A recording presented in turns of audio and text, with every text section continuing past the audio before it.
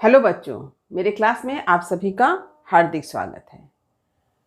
कवि बिहारी का एक दोहा है, लाल तुम्हारे विरह की अग्नि अनूप अपार, सरसे बरसे नीर हूँ झरहूँ मिटे न झार। इसी दोहे की व्याख्या को लेकर आज मैं आप लोगों के समक्ष उपस्थित हूँ। कवि बिहारी लाल जी के बारे में आप लोग जानते ही हैं, फिर भी मैं आप लोगों को बताना चाहती हूँ कि ये रीतिकाल के एक प्रमुख कवि हैं और इनका प्रमुख ग्रंथ है सतसई। सतसई में लगभग 700 दोहे का संग्रह है और इनके प्रत्येक दोहे इतने भावपूर्ण हैं, अपार भाव राशि को अपने में समेटे हुए हैं। इनके दोहे को गागर में सागर भी कहा जाता है। साथ ही साथ इनके दोहे का प्रभाव पाठक के हृदय में इस तरह से पड़ता है कि पाठक अभिभूत हो उठता है। और इसीलिए कहा गया है, सतसैया के दोहरे ज्यो नावक के तीर, देखन में छोटन लगे घाव करे गंभीर। तो इसे आप हमेशा याद रखिएगा कि कवि बिहारी के दोहे की क्या विशेषता है। आपको प्रत्येक दोहे में इतने भाव, इतने अर्थ मिलेंगे कि आप खुद ही इस बात का अनुभव कर सकते हैं कि जो बात उनके दोहे के लिए कही गई है कि गागर में सागर और सतसैया के दोहरे ज्यो नावक के तीर, देखन में छोटन लगे घाव करे गंभीर, यह जो है पूर्णतः सत्य है। तो आज मैं जिस दोहे की व्याख्या कर रही हूँ उसे तो मैंने आपको बता दिया है, फिर भी मैं एक बार आपको पढ़कर सुनाती हूँ। उसके कठिन शब्द के अर्थ को बताऊंगी, फिर मैं पंक्ति की व्याख्या करूंगी और सबसे विशेष बात कि अंत में इस दोहे का विशेष भी बताऊंगी। तो वीडियो को अंत तक जरूर देखें और जो बच्चे मेरे चैनल पर नए हैं वे चैनल को सब्सक्राइब जरूर कर लें ताकि हर नए वीडियो का नोटिफिकेशन आपको समय समय पर मिल सके। तो चलिए वीडियो आरंभ करती हूँ। लाल तुम्हारे विरह की अग्नि अनूप अपार, सरसे बरसे नीर हूँ झरहूँ मिटे ना झार। तो अब चलिए मैं कठिन शब्द के अर्थ को बता दूं। देखिए, इस दोहे में जो कठिन शब्द आए हैं उसके अर्थ को भी जान लेना अत्यंत जरूरी है, क्योंकि जब तक आप शब्द के अर्थ को नहीं समझते हैं, शब्द के अर्थ को नहीं जानते हैं, तब तक आपको दोहा समझना बड़ा ही कठिन हो जाता है। और यदि आप शब्दों के अर्थ को जान लेते हैं, समझ लेते हैं, तो आपको दोहा समझने में जरा भी दिक्कत नहीं होगी। तो चलिए देखिए, लाल कहा गया प्रिय या प्रियतम को, विरह यानी वियोग बिछुड़न, अग्नि यानी आग, अनूप यानी जिसकी उपमा ना हो, अनुपम जो विलक्षण हो, जो अद्भुत हो, उसे ही कहा गया अनूप। अब है अपार। अपार का अर्थ क्या? न पार। अगर इसको समास के अंतर्गत देखेंगे तो ये नए समास के अंतर्गत आता है, जहाँ पर निषेध या अभाव का बोध होता है। जैसे असफल यानी ना सफल, अयोग्य ना योग्य। तो अपार यानी ना पार, यानी जिसका पार ना हो, जिसका अंत ना हो, तो इसे कहा गया अपार यानी बहुत। सरसे, सरसे का अर्थ होता है सरसता। इसके साथ ही साथ इस दोहे में जो अर्थ इसका प्रयोग हुआ है इसे भी आप जान लीजिए, प्रज्वलित होता है, बढ़ती है। यानी सरसता यानी बहुत रस है जिसमें, उसे कहा गया सरस। तो सरसे का अर्थ है सरसता यानी रस युक्त, इसलिए यहाँ पर इसका अर्थ जो है प्रज्वलित या बढ़ती है, ये सब बताया गया है। क्योंकि दोहा का जब आप अर्थ समझ रहे हैं, जब आप उसकी व्याख्या करेंगे तो आपको इन सारे शब्दों की आवश्यकता होगी। बरसे माने बरसना, नीर यानी जल, झर माने झड़ी लगना, मिटे माने समाप्त होना, खत्म होना, झार माने जलन या ज्वाला। तो यहाँ पर झर का अर्थ कहीं कहीं झड़ी लगना भी बताया गया है, कहीं कहीं ताप बताया गया है, ग्रीष्म की ताप या हल्की ताप। तो झर का दो अर्थ बताया गया है, लेकिन मैंने यहाँ पर झड़ी लगना ही लिखा है। तो अब चलिए मैं पंक्ति की व्याख्या करती हूँ। तो अब देखिए, लाल तुम्हारे विरह की अग्नि अनूप अपार। तो लाल किसे कहा गया है? नायिका के प्रियतम को। तो यहाँ पर सखी जो है वह नायिका से कह रही है कि तुम्हारे प्रिय जो तुम्हें छोड़कर चले गए हैं और जिसके वियोग की अग्नि में तुम जल रही हो, यह वियोग की अग्नि जो है अनुपम है, इसकी उपमा नहीं दी जा सकती है, विलक्षण है, अद्भुत है और इसके साथ ही साथ अपार है। यानी ये इसका कोई पार नहीं है, ये कभी खत्म होने वाला नहीं, यानी बहुत ज़्यादा है। तो नायिका को कह रही है कौन? उसकी सखी। क्यों कह रही है? क्योंकि नायिका का जो प्रिय है वह नायिका को छोड़कर कहीं चला गया है और नायक के वियोग में, प्रियतम के वियोग में जो है नायिका जल रही है, विरह की आग में जल रही है, विरह के आग में व्यथित है। इसे ही देखकर सखी कहती है कि तुम्हारे वियोग की आग जो है वह अनुपम है, विलक्षण है, अद्भुत है, जो कभी समाप्त होने वाली नहीं है, जिसका पार नहीं पाया जा सकता है।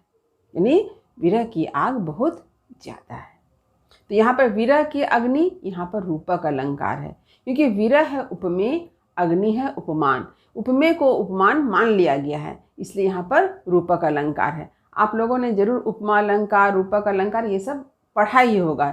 तो उपमा अलंकार में हम लोग क्या जानते हैं? वहाँ पर तुलना की जाती है, उपमेय की तुलना उपमान से की जाती है और रूपक अलंकार में उपमेय को उपमान मान लिया जाता है। दूसरी पंक्ति देखिए, सरसे बरसे नीर हूँ। देखिए नीर का अर्थ है जल, तो आँख से क्या है? जल प्रवाहित हो रहा है। बरसे यानी बरस रहा है, तो आँख से जल बरस रहा है, इसलिए क्या? सरसता है, सरसे यानी सरसता है। आँख से निरंतर जल प्रवाहित हो रहा है। क्यों जल प्रवाहित हो रहे हैं? क्योंकि नायिका का प्रियतम उसे छोड़कर कहीं बाहर चला गया है और वियोग की आग में नायिका जल रही है, इसलिए उसके आँख से, उसके नेत्र से निरंतर आंसू बह रहे हैं, यानी हर तरफ सरसता है। इसके बावजूद भी नायिका के विरह की आग जो है वह दूर नहीं होती है, उसकी विरह की जो जलन है वह समाप्त नहीं होती है। झरहूँ मिटे न झार। अब झर का अर्थ मैंने क्या बताया था? मेघ की झड़ी। तो आँख से बरसने वाले आंसू किस तरह से प्रतीत हो रहे हैं? मानो मेघ से जल बरस रहा हो, और ये जल बरसने पर भी मिटे न झार। झार यानी जलन, ज्वाला, ये समाप्त नहीं हो रही है। मिटे मने समाप्त होना, विरह की ज्वाला जलन समाप्त नहीं हो रही है। और झर का एक अर्थ जो माना गया है कि हल्की जो ताप है, जैसे कि आपका कोई अंग जल जाता है तो वो क्या हो जाता है? सूज जाता है। तो सूजने वाले जगह को हम लोग क्या करते हैं? उसको एक हल्की सिकाई भी करते हैं ना, उससे क्या होता है? वो जलन धीरे धीरे कम हो जाती है। तो इस अर्थ में भी इसका प्रयोग है। तो दोनों ही अर्थ में आप इसे समझ सकते हैं कि जब आँख से निरंतर जल प्रवाहित हो रहे हैं, मानो मेघ की झड़ी लग गई हो, मेघ से जल बरस रहा हो, ऐसा प्रतीत हो रहा है, फिर भी विरह की ज्वाला समाप्त नहीं होती है, विरह की जलन समाप्त नहीं होती है। यहाँ पर देखिए विरोधाभास अलंकार है, क्योंकि हम लोग सभी जानते हैं कि जल क्या करता है? आग को बुझा देता है।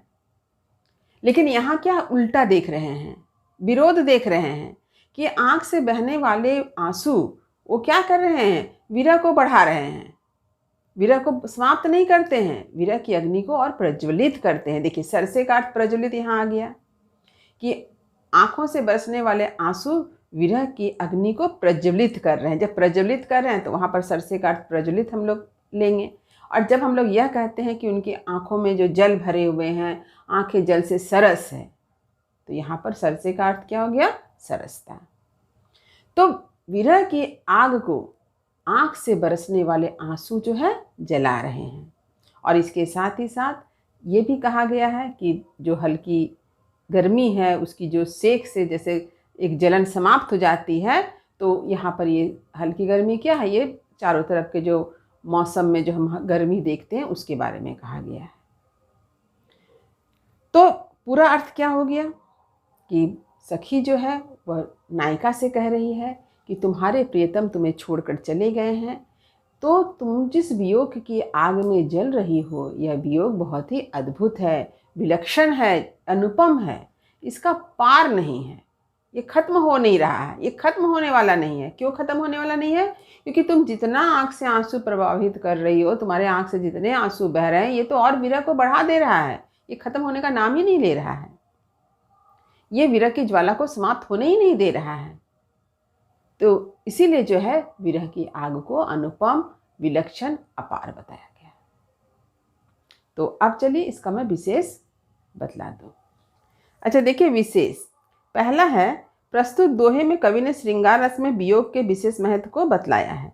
तो श्रृंगार रस के अंतर्गत संयोग भी है और वियोग भी है। तो यहाँ पर किसका वर्णन हमको देख रहे हैं? वियोग का। दूसरा है, नायिका के प्रेमानुभूति की गहरी और व्यापक अनुभूति व्यक्त हुई है। जब प्रेम विरह की आग में तपता है तभी उसकी असली परीक्षा होती है। तीसरा देखिए, कवि बिहारी ने विरह की आग को अद्भुत, विलक्षण और अपार जैसी विशेषता से अभिहित किया है। चौथा, यह एक दोहा छंद है जिसके 4 चरण हैं। इसके प्रथम और तृतीय चरण में 13-13 मात्रा होती है और द्वितीय और चतुर्थ चरण में 11-11 मात्रा होती है। 5 नंबर देखिए, विरह की अग्नि में रूपक अलंकार है क्योंकि विरह उपमेय को अग्नि मान लिया गया है। अनुप अपार में अवर्ण की आवृत्ति से अनुप्रास अलंकार है। सर से बरसे नीर हूँ, यहाँ दूसरी पंक्ति में विरोधाभास अलंकार है क्योंकि जल आग को बुझाता नहीं है बल्कि आग को और भी बढ़ा देता है, प्रज्वलित कर देता है। यानी हमें विरोध का आभास मिल रहा है यहाँ पे, इसलिए यहाँ पर क्या है? विरोधाभास अलंकार है। और 6 नंबर देखिए, प्रस्तुत दोहा ब्रजभाषा में लिखा गया है जो माधुर्य गुण से युक्त या संपन्न है। अपार भाव राशि से भरे होने के कारण कवि बिहारी के दोहे को गागर में सागर कहा जाता है। तो ये है विशेष। तो विशेष को भी आप खूब ध्यान से पढ़िएगा क्योंकि अगर आप विशेष को अच्छी तरह से पढ़ते हैं तो आप देखेंगे ये भी एक छोटे छोटे प्रश्न के एक उत्तर हैं। जैसे आपसे ये प्रश्न पूछा जाएगा कि कवि बिहारी ने किस छंद में अपनी रचना की, तो उसका उत्तर दोहा छंद होगा। यदि आपसे ये प्रश्न पूछा जाता है कि बिहारी के अमुक दोहे में किस अलंकार का प्रयोग मिलता है, तो भी आपको उत्तर यहाँ मिल जाएगा। यदि आपसे यह पूछा जाता है कि बिहारी के दोहे को गागर में सागर क्यों कहा जाता है, तो उसका उत्तर भी यहाँ पर है। और यदि आपसे ये कहा जाता है कि बिहारी की काव्य भाषा क्या है, तो उसका उत्तर भी आपको यहाँ पर मिल जाएगा। तो विशेष को खूब ध्यान से पढ़िए। मैं जिन बातों की चर्चा आप लोगों से करती हूँ उन बातों को अच्छी तरह से सुनिए और समझिए। उम्मीद करती हूँ कि आज मैंने बिहारी के दोहे के अर्थ को जिस तरह से समझाया है वह आपको अच्छी तरह से समझ में आ गया होगा। वीडियो को लाइक करें, सभी पढ़ने वाले विद्यार्थियों में इसे शेयर जरूर करें। जो बच्चे मेरे चैनल पर नए हैं वे चैनल को सब्सक्राइब करना ना भूलें ताकि हर नए वीडियो का नोटिफिकेशन उन्हें समय समय पर मिल सके। तब तक पढ़ते रहिए, जीवन में आगे बढ़ते रहिए। मेरी शुभकामनाएं आप सभी बच्चों के साथ है। धन्यवाद।